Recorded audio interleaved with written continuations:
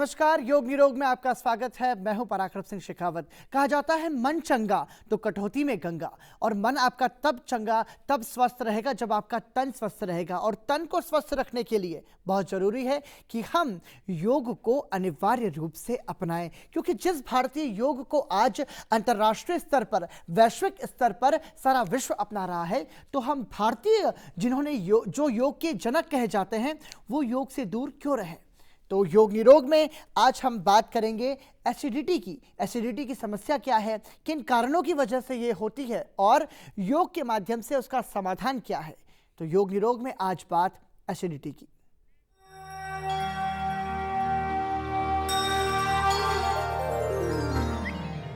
और एसिडिटी की समस्या को विस्तार से समझाने के लिए, योग के माध्यम से उसका उपचार बताने के लिए स्टूडियो में हमारे साथ जुड़ रहे हैं आचार्य राम गोपाल दीक्षित जी। आप आरोग्य पीठ संस्थान के संस्थापक हैं, और साथ ही साथ आप न्यूरोथेरेपी हेल्थ कंसल्टेंट हैं राष्ट्रपति भवन में। राम गोपाल जी, बहुत बहुत स्वागत आपका। सबसे पहले हम आपसे यही समझना चाहेंगे, दर्शकों को भी ये समझाएं कि एसिडिटी बीमारी है क्या। एसिडिटी ये वो बीमारी है जिसके कारण से जब हम खाना खा लेते हैं या हम खाली पेट रहते हैं, तो इस एरिया में पर्टिकुलर हमारे गले और स्टमक में वर्निंग सेंसेशन का हो जाना, जलन होना जी।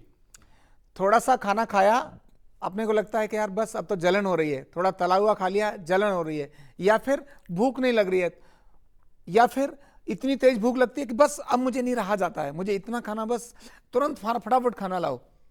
तो खाना भूखे पेट न रह पाना जी, थोड़ा खाते ही पेट भर जाना, जलन होना, चेस्ट बर्निंग होना, छाती के अंदर दर्द हो जाना, सिर दर्द होना, चक्कर आना, ये अनेक सारे कारण, सिम्टम्स ये एसिडिटी के ऐसे निकल करके आते हैं। इन सब सिम्टम्स को देख करके हम मानते हैं कि इस व्यक्ति को क्या है, एसिडिटी है, यानी एसिड यानी खट्टापन आना। ठीक है, तो इस समस्या का सबसे बड़ा कारण अब क्या अनियमित खान पान ही इसका सबसे बड़ा कारण है, या फिर इसके अलावा कुछ और भी? बहुत सारे कारण है एसिडिटी के, लेकिन उनमें से एक अनियमित खान पान तो है ही। ठीक है, अनियमित खान पान का मतलब जब लंबे समय तक भूखे रहते हैं तो स्वाभाविक है एसिड का बनना हमारे शरीर में बहुत जरूरी है, जो खाने को पचाने का काम करता है जी। लेकिन जब बनना चाहिए तब नहीं बनता, और जब नहीं बनना चाहिए तब बनता है, वह कारण बनता है एसिडिटी का। ठीक है, जब एसिड बन रहा था और हमने उस एसिड को शांत करने के लिए वहां हमने कुछ, वो जो जठराग्नि है, वो जो प्रदीप्त हुई है जी, वो प्रदीप्त हुई जठराग्नि को शांत करने के लिए हमने कुछ लिया नहीं। जब नहीं लिया, या फिर उल्टा पुल्टा कुछ भी लेने की आदत डाली, जब नहीं थी तब हमने लेना शुरू कर दिया, तब ये एसिडिटी आना शुरू हो जाएगी। तो खाना पीना एक कारण है। दूसरा है हमारा तनाव। हम जब बहुत ज्यादा तनाव में रहते हैं, स्ट्रेस में आते हैं, तो स्ट्रेस में आने के बाद सबसे पहले गायब होती है हमारी भूख। अब मैं यहां एक चीज शेयर करना चाहूंगा। खाने को पचाता है हमारा एसिड, और एसिड बनता है हमारे विचारों के साथ। अभी अगर आपको जलेबी की, आपको समोसा पसंद है, समोसे की, या आप जो पसंद है, अगर हमको अभी चर्चा करते हैं तो तुरंत मुंह में पानी आना शुरू हो जाएगा यार लेकर आओ। लेकिन अगर आपको बहुत तेज भूख लगी हुई है, खाना आपके सामने रखा है, और अचानक कोई एक्सीडेंट हो गया जिसके अंदर आपका कोई परिचित व्यक्ति है जिसको कोई दुर्घटना हो गई, और आपने देखा अरे उसको तो हॉस्पिटल ले जाना पड़ेगा, आपकी भूख गायब हो गई। आखिर कहां से? उसका बहुत बड़ा कारण है आपके विचारों से। जब आपके विचार भोजन के साथ तारतम्य में है, उस समय पर आपका डाइजेशन भी अच्छा होगा, ठीक से सारा बनेगा। जब आपके विचारों में कुछ और है, तब भोजन को जो पचाने वाला मुख्य तत्व है एसिड, जिसको जठराग्नि बोलते हैं, वो ठीक से नहीं बनेगा और रोग का कारण बन जाएगा। इसमें क्या कुछ ये भी है कि भोजन जैसा लेते हैं तो गर्म भोजन लेना या ठंडा भोजन लेने की वजह से भी एसिडिटी की समस्या हो सकती है, ऐसा भी कुछ समझा जाए?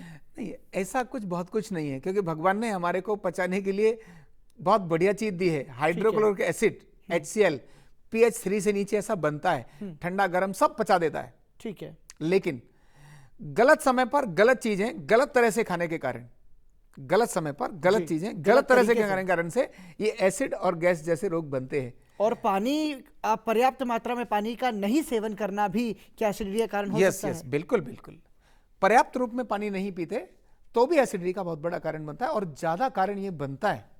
आज लोग इतनी भागदौड़ में, ऑफिस का काम है इसीलिए पानी नहीं पी पाते, भाग दौड़ कर रहे हैं इसीलिए पानी नहीं पी पाते। यानी पानी जो भगवान ने प्रकृति के रूप में हमको सबसे फ्री दिया है। अब तो मैं फ्री नहीं बोल सकता आजकल क्योंकि वो थोड़ा डिफरेंट हो गया जी। नहीं तो इतनी अनमोल चीज दी है, उससे भी कितनी दूर अपने को डिस्टेंस बचा के रखते हैं। खराब करने में तो मस्त है, लेकिन पीने के उपयोगी पीना जरूर चाहिए।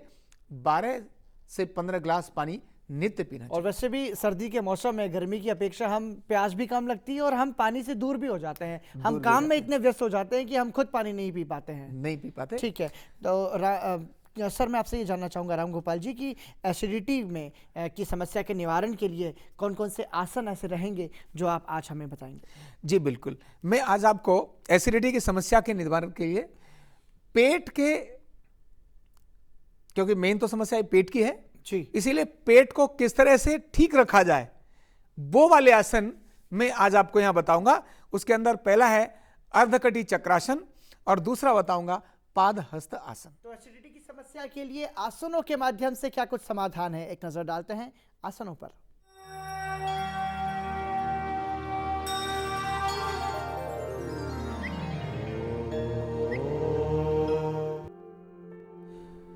तो आसन अर्धकटी चक्रासन कैसे करते हैं? अर्धकटी चक्रासन मेरे योग इंस्ट्रक्टर्स आपको करके दिखाएंगे।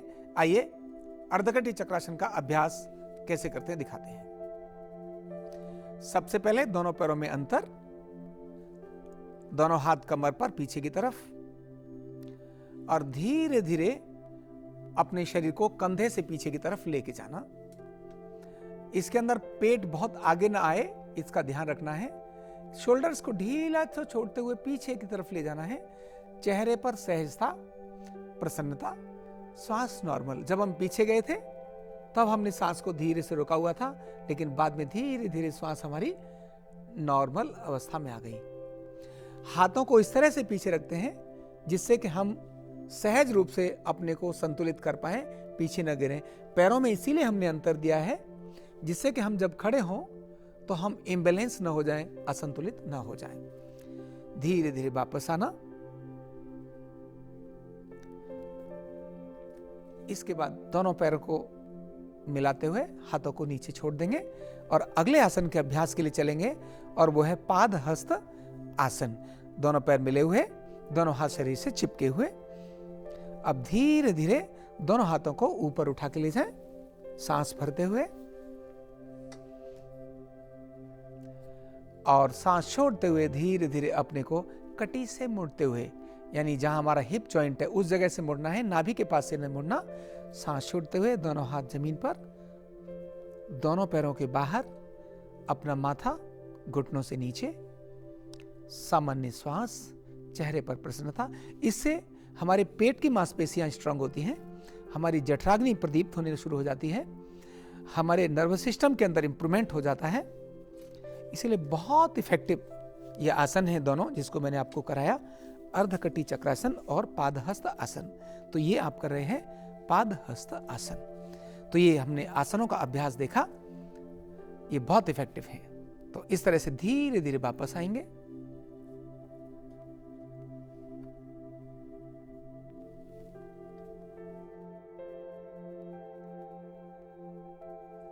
धीरे से वापस, और दोनों पैरों को खोलकर रिलैक्स होकर खड़े हो जाएं। कोई भी आसन करने के बाद थोड़ी देर विश्राम अवस्था में जरूर आना चाहिए। तो ये हो गए हमारे दोनों आसन, अर्धकटी चक्रासन और पादहस्त आसन। तो अर्धकटी चक्रासन और पादहस्त आसन के माध्यम से आप इस समस्या का समाधान, एसिडिटी की जो समस्या है उसका निवारण आप कर सकते हैं। क्या कहेंगे राम गोपाल जी? आसनों की बात तो हमने की, अब मैं आपसे वही जानना चाहूँगा कि प्राणायाम और न्यूरोथेरेपी, क्या इन दोनों के माध्यम से भी हम एसिडिटी का निवारण कर सकते हैं? जी बिल्कुल कर सकते हैं। प्राणायाम और न्यूरोथेरेपी दोनों ही एसिडिटी के लिए बहुत अच्छी चीज़ें हैं। फिर से मैं अगर शब्द प्रयोग करूँ तो मुझे रामबाण कहने में जी है ना, एकदम जबरदस्त चीज़ें हैं ये दोनों एसिडिटी को। क्यों? एसिड और एल्कलाइन दोनों तो शरीर की आवश्यक चीज़ें हैं। ठीक है, चाहे वो जठराग्नि हो, चाहे अन्य कोई भी ऐसी तत्व हो शरीर के अंदर, उन सबको बैलेंस करने का काम न्यूरोथेरेपी और प्राणायाम बहुत अच्छी तरह से करते हैं। ठीक है, तो एक नज़र डालते हैं प्राणायाम पर। प्राणायाम के माध्यम से एसिडिटी का समाधान कैसे संभव है, उसके बाद सीधे देखेंगे न्यूरोथेरेपी का उपचार भी।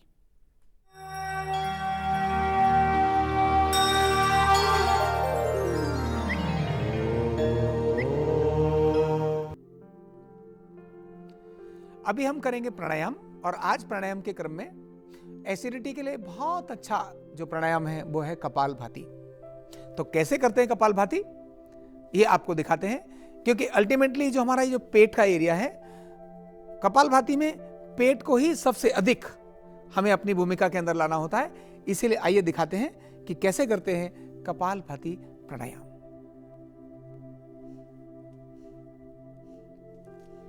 किसी भी एक मुद्रा में बैठकर अपने हाथों को सामान्य छोड़ते हुए केवल पेट से, यानी पेट को अंदर धकेलना है, सहज धकेलना है, सांस को छोड़ना है, लेने की कोशिश नहीं करनी है, केवल सांस को छोड़ना है।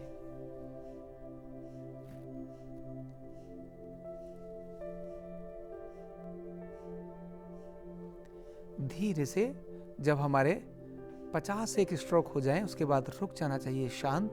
ऐसे 50-50 के 4 से 5 स्ट्रोक इसके अंदर करना बहुत अच्छा रहता है। तो ये था कपालभाति प्राणायाम। इसी के साथ अनुलोम विलोम प्राणायाम यहां करेंगे। तो आपको दिखाते हैं अनुलोम विलोम प्राणायाम का अभ्यास।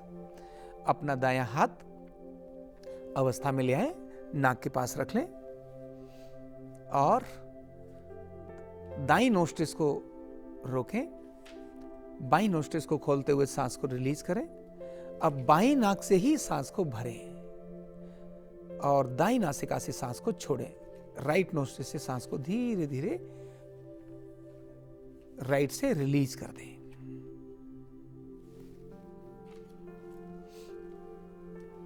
अब दाईं नासिका से यानी राइट नोस्ट्रिल से फिर से भरें और धीरे धीरे बाईं नोस्ट्रिल से इसको रिलीज कर दें। इस तरह से इसी क्रम को बार बार रिपीट करते हैं तो यह अनुलोम विलोम प्राणायाम संपन्न हो जाता है। तो मैंने आपको दोनों प्राणायाम दिखाए, कपालभाति और अनुलोम विलोम प्राणायाम। अब यहीं से हम न्यूरोथेरेपी के बारे में आपको कुछ बताएंगे और इसी के साथ न्यूरोथेरेपी का डेमोन्स्ट्रेशन भी दिखाएंगे। एसिडिटी के लिए न्यूरोथेरेपी किस प्रकार से प्रभावी है, तो वो मैं टो फिंगर और एसिडिटी के पॉइंट्स दोनों वहां पर आपको करके दिखाऊंगा। तो पहले मैं न्यूरोथेरेपी के बारे में बताता हूं, फिर आपको प्रैक्टिकल कैसे होगा, कैसे टो फिंगर देना है, कैसे एसिड पॉइंट देना है, ये मैं आपको दिखाऊंगा। न्यूरोथेरेपी का ऐसा मानना है कि जठराग्नि को प्रदीप्त करना एक काम है, साथ ही एसिड एल्कलाइन को बैलेंस करना ये बहुत महत्व की बात है। और न्यूरोथेरेपी एसिड और एल्कलाइन को बैलेंस करने के लिए मेरे अपने जीवन के पिछले 15 इयर्स का एक्सपीरियंस बताता हूं न्यूरोथेरेपी का।